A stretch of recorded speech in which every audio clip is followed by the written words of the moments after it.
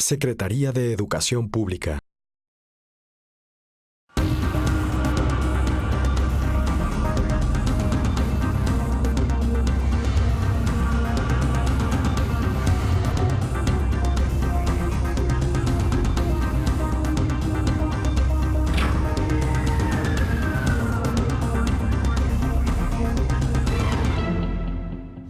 Con una niñez rica en afectos pero limitada en lo económico, Enrique Martínez idealizó lo que quería ser y hacer desde niño, pensando siempre en el avance de las comunidades de su estado para posteriormente alcanzar nuevos retos.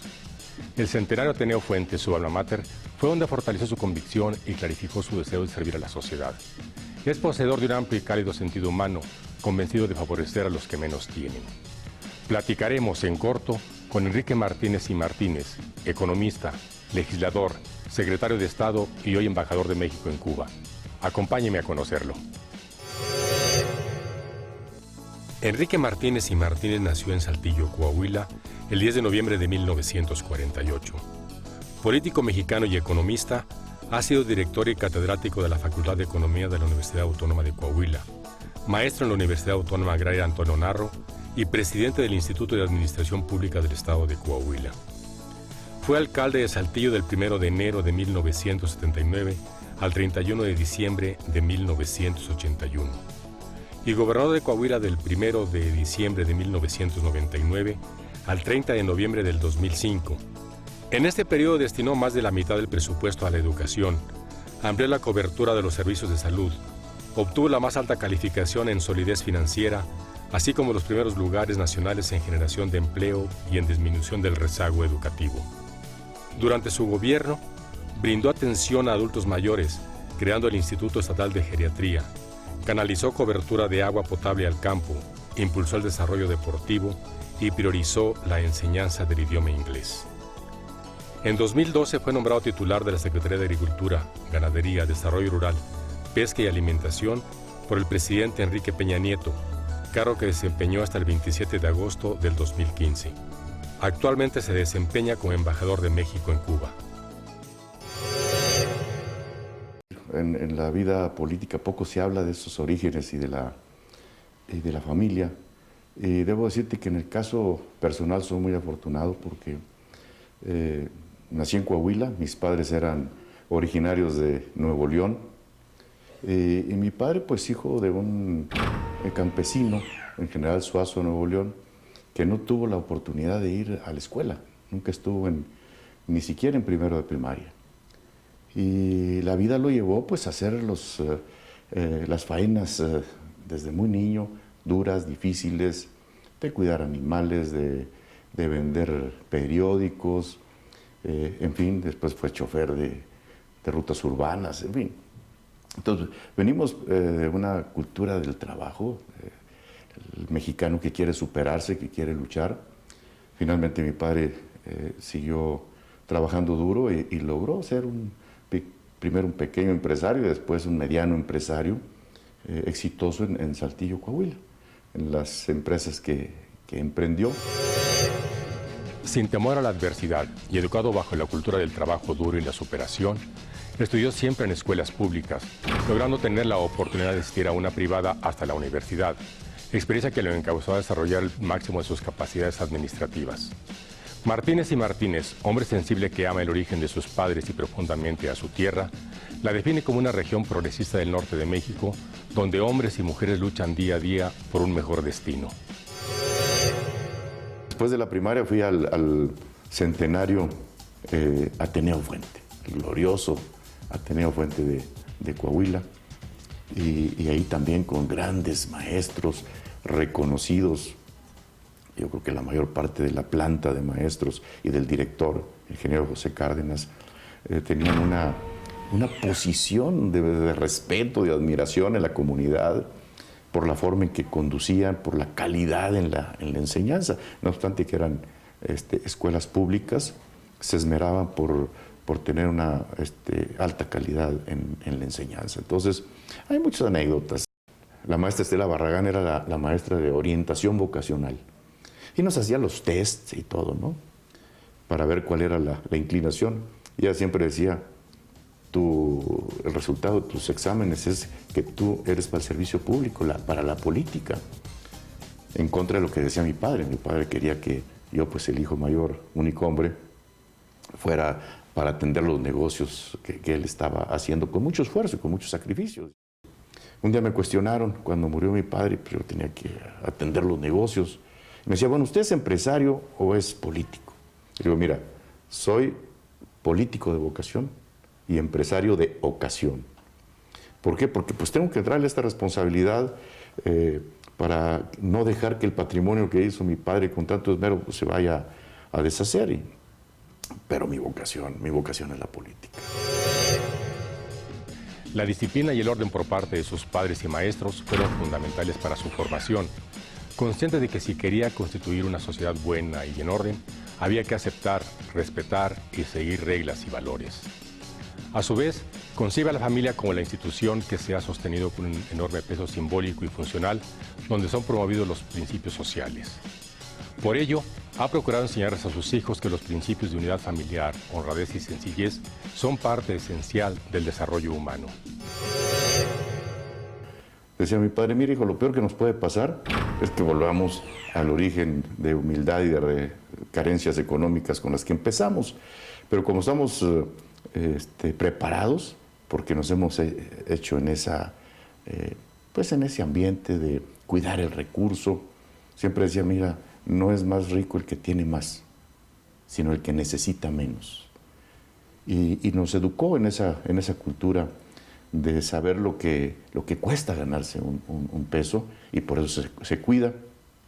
Y ahora se los hemos ido transmitiendo a mis 3 hijos, a Enrique, a Eduardo, a Ana Sofía. Mi padre, que era un extraordinario trabajador, a falta de la preparación, que reitero, no fue a la escuela, él tenía que hacer la jugada personal. Él tenía que trabajar duro en el campo de batalla de los negocios, ¿no? A mí me tocó, gracias a él, prepararme, y entonces estudié economía, es mi profesión. Muy orgulloso de ser economista, me ha permitido una visión muy amplia y logré ir formando un equipo de gente. Yo le agradezco a todos mis colaboradores.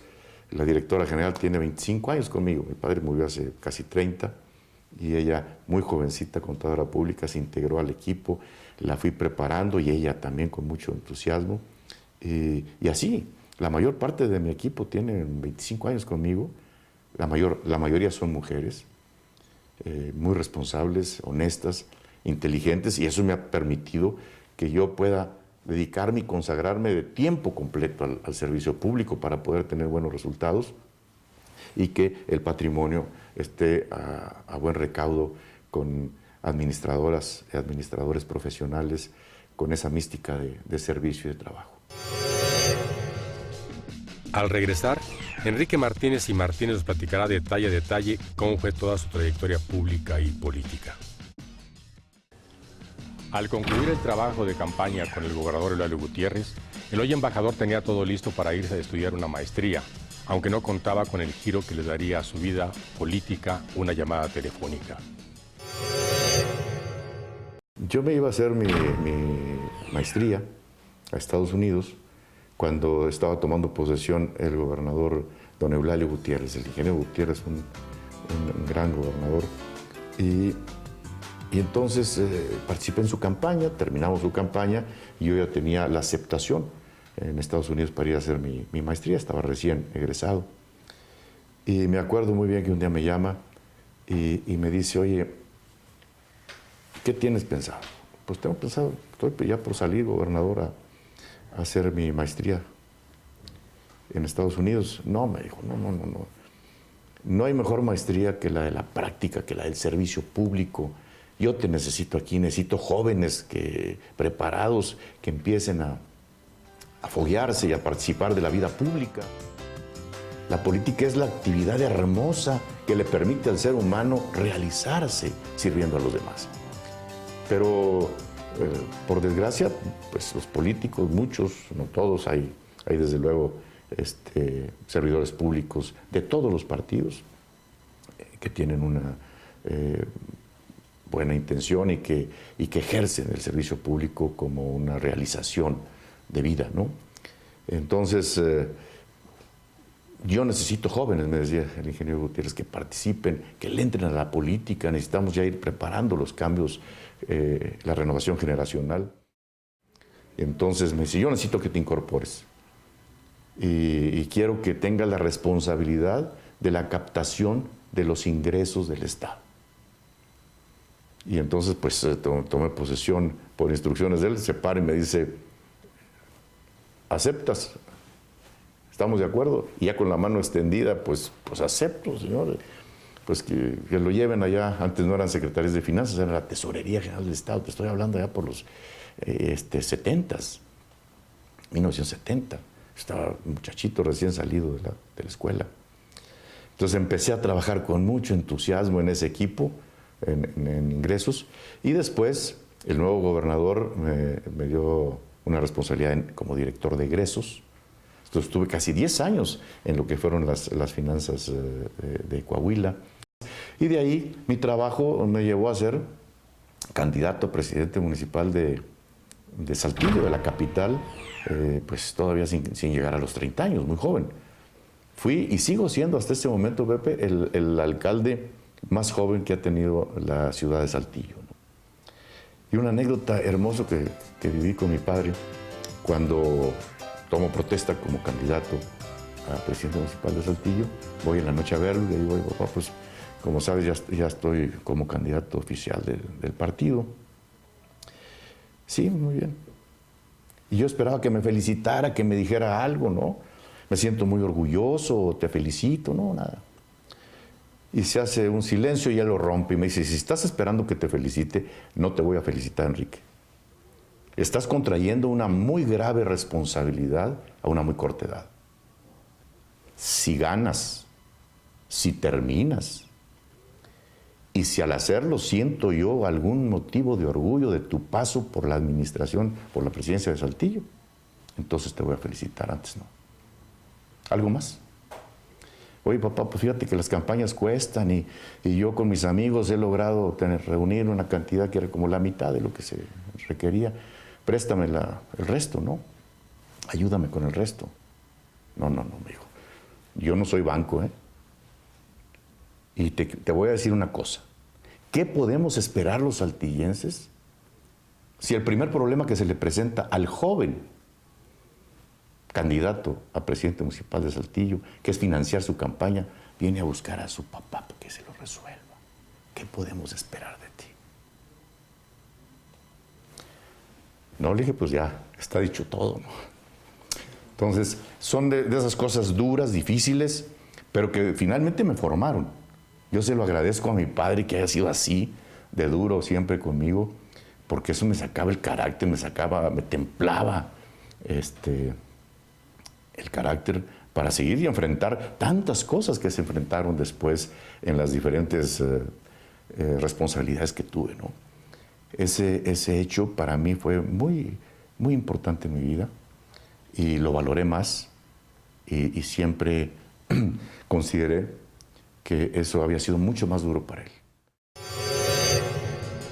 Los diversos cargos que ocupó le permitieron buscar la conciliación y solución de problemas políticos y sobre todo conocer muy bien el Estado. En medio de sus logros, una dolorosa pérdida lo llevó a tener que asumir responsabilidades personales y profesionales. Posterior a esto, se presenta la candidatura a diputado federal, donde fue acumulando experiencias y después de esto el paso lógico fue la gubernatura del estado de Coahuila. Y yo le agradezco mucho al que fue gobernador en ese tiempo también, que me ha dado la confianza de cuando él salía, pues yo tenía que quedarme con las riendas del Estado. Él tuvo problemas también de salud en una parte de la administración y a mí me tocaba pues tener que atender esto, claro, siempre con las indicaciones y lineamientos que él daba, ¿no? Pero fueron una experiencia muy enriquecedora. Y posteriormente, incluso el último año fue cuando muere mi padre, el 6º año de secretario de gobierno en Coahuila. Y luego viene, al terminar, la candidatura a diputado federal. que para mí fue un momento muy duro porque me toca la muerte de mi padre, tengo que asumir la responsabilidad de las empresas, pequeñas, medianas. Se viene la candidatura y me tenía que venir a México porque era candidatura a diputado federal por el primer distrito. Entonces, pues lo hicimos y fue aquella legislatura 54, que fue la que calificó la elección presidencial del 88, ¿no? Muy tironeada, era una legislatura muy competida. Yo creo que fue una legislatura que hizo un parteaguas en la vida legislativa y democrática de México, ¿no? Entonces, eran noches enteras que nos pasábamos en la Cámara, no podíamos salir porque las votaciones y todo estaban al orden del día. Pero también, pues, fuimos acumulando experiencia, ¿no? La verdad siempre había sido un sueño, había sido una ilusión. Sí, en esto de la política no hay que fijarse metas, porque digo que son metas que no están en tus manos.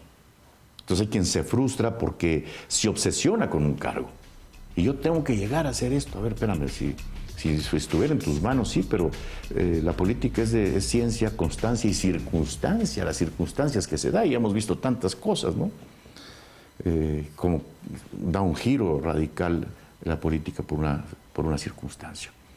Mi fuerza pues estaba en lo local, en la gente a la que yo había gobernado como presidente municipal, a la que había atendido en todo el estado, empresarios, sindicatos, organizaciones, en fin, pero no estaba en México. Entonces yo estaba muy consciente, con los pies en la tierra y sabedor de que si venía una decisión central, pues seguramente así iba a ser. Y así fue.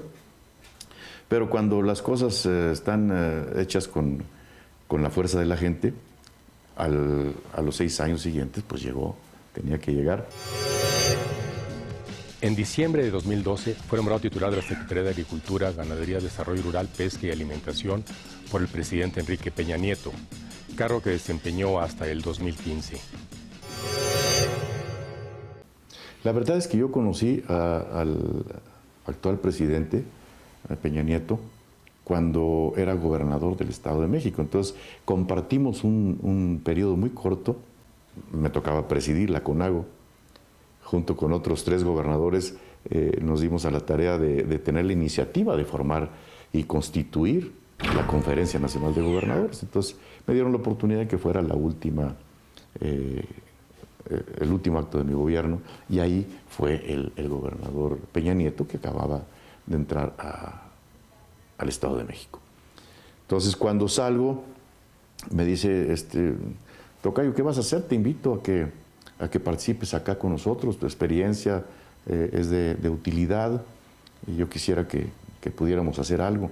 Yo te agradezco mucho, pero mira, ya después de haber sido gobernador, quiero atender a mis hijos, que son todo mi tesoro, quiero leer, quiero atender los negocios, la responsabilidad que me dejó mi padre, ¿no? Y también viajar, no he viajado, en fin, te agradezco mucho, verdaderamente, pero déjame hacer estas cosas personales, ¿no?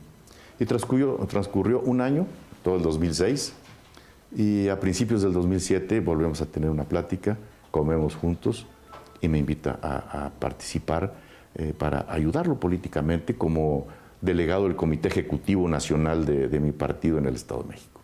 Y ahí fue donde ya me vinculé directamente con él y con pues, los políticos del Estado de México.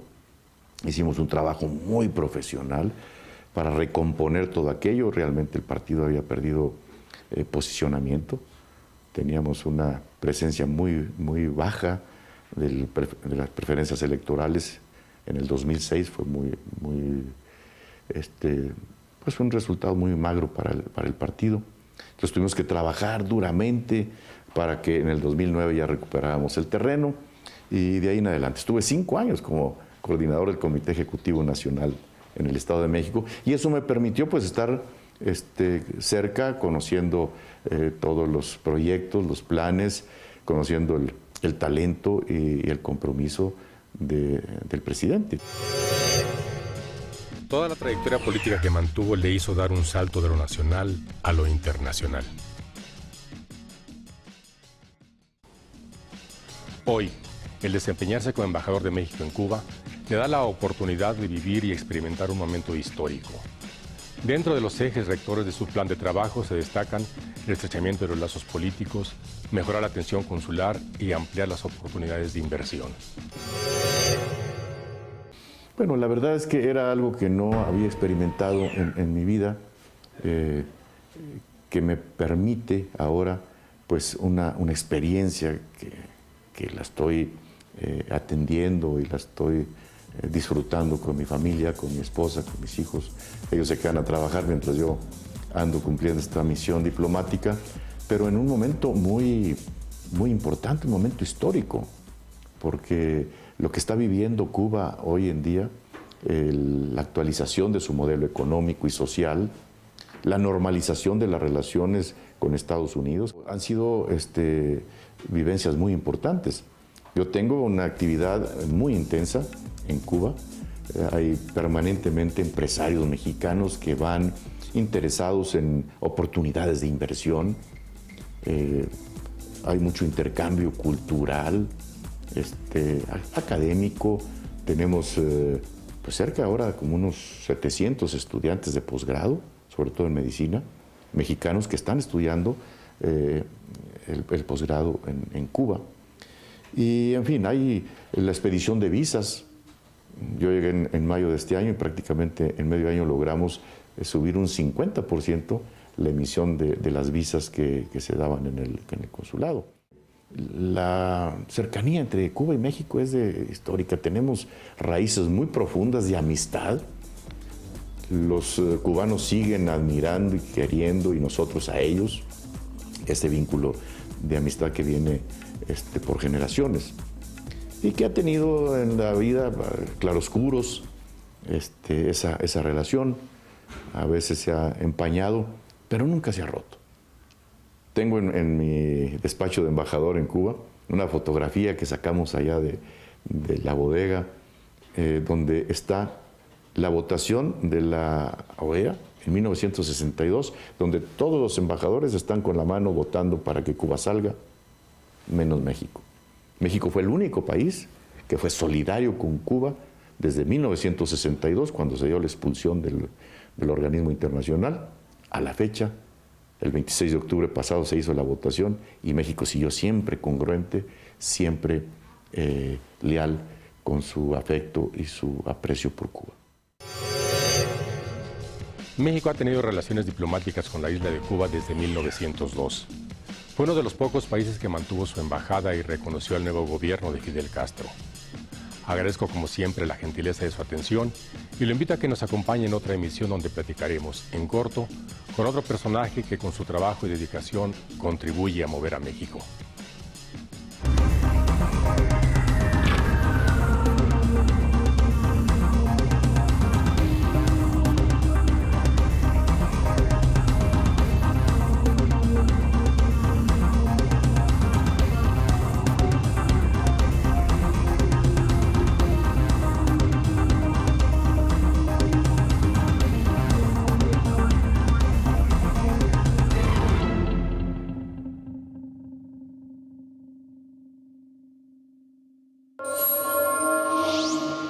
Secretaría de Educación Pública.